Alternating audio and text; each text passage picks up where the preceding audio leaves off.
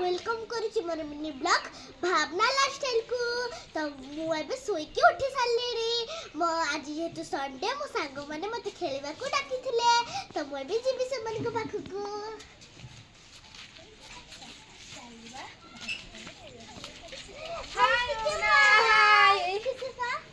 आज चलो खेलिबा। आज रविवार टा। हां तब तो डाकिथिलो। हां आज कोन खेल खेलिबा? आज बाडी डिया खेलिबा। हां चलो। हां चलो।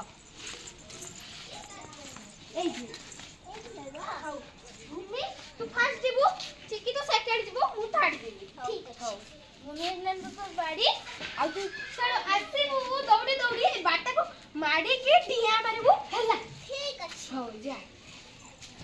हां ये चिको भी बहुत बढ़िया करची। बस ए देख हीरो बाई हो तू जा। ये चिकी मोरे एठी पड़ची।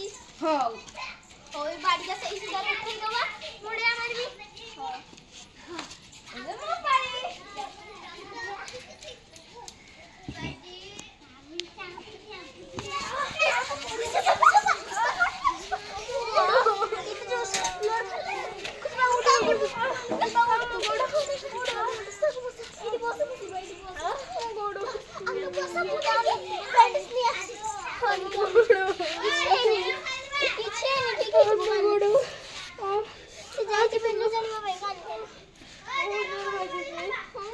बापा मुझे बहुत गाली देबे। कोई ना बुलान को पड़ी गेलो बोली